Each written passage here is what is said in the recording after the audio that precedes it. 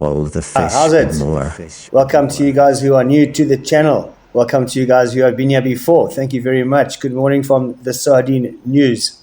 We're going to just start with checking out the conditions. Whoa, the fish and more. Yeah, well, would you know, it's raining again. It's been pouring. Day, night, day, night. Not that heavy downpour, but just gentle, non-stop rain. It has stopped now, by the way, and it's looking like it's clearing, and the forecasters say it's going to clear. So what does it leave us with? Leaves us with a cool ocean that you can use, not too bad. Bit of a bump on it as usual. We're going to have a light northeast in the afternoon, but during the morning there must have been a bit of an offshore somewhere. The hectopascal is 1021 and rising, so the east is going to dominate, that's for sure. And it's quite chilly, 17 to 21 degrees in the air. The tides are coming back from Neeps. We're heading towards spring tide in a few more days though. But we have got low tide mornings, which just makes life so peach because as the tide drops, it sucks air off the land, and that helps form or propagate the offshores that we need so badly for surfing and to make the seas calm so we can spot the fish shoaling out there. The high tide's at 22, 1.7 meters, and the difference is 1.3 meters, which is on its way to spring tides, like I said. Okay, I think that's a pretty much cool conditions we've been left with for the next couple of days. You can see by the satellite image at the top there that most of the clouds have moved off, and the next cold front is miles away. And in between, this could be really good for us. I hope all the holiday makers are still around and they're enjoying this much better weather than the Easter weekend was. Okay. Whoa, the fish. Yeah, well, it's very easy to get overexcited at this time of the year, especially with Elton and checking out those sardines in Port Elizabeth yesterday. It was raining here, and we had some time on our hands, so we went down to the Transkei.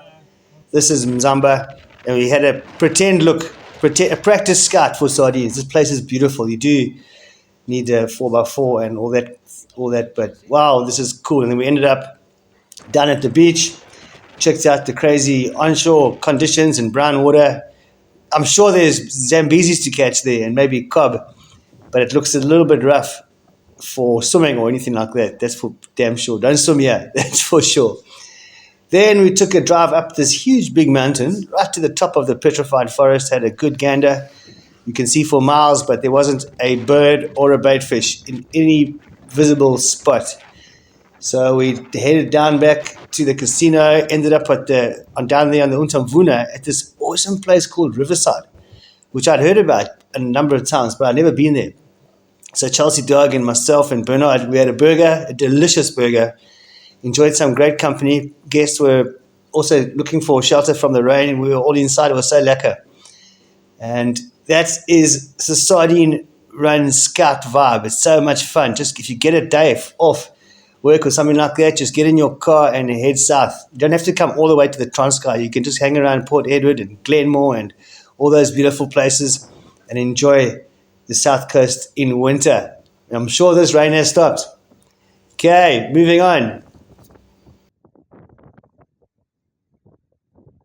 Whoa, the fish and more. Hey, thanks for watching the show. You can like and subscribe. It helps a hell of a lot to grow the channel. And then you can also get the Sardine news in a multitude of places. On Facebook, obviously, and all those places. New place, Threads and Instagram and wada fish post. But the main thing is, if you join the channel, 59 Rand a month, then you get the news first because we upload it here first. Then we can upload it the other places afterwards. And each upload, sometimes it's a 500 meg file. An upload can take an hour. It's terrifying. Anyway, we'll take on those challenges. If you can support the channel, you get access to our Sardine hotline, which is where we get our news from. It's like a central nervous system of the Sardine News Network. Kevin in Kocha, Adam in Durban, Ian wherever he is, me wherever I am, and the rest of the crew. This is where we feed the data into, and then we can take the data out and make the news. And as I said, it goes to YouTube first. So if you join the channel, you'll get it first. If you join the channel, you'll become a member of the Sardine hotline.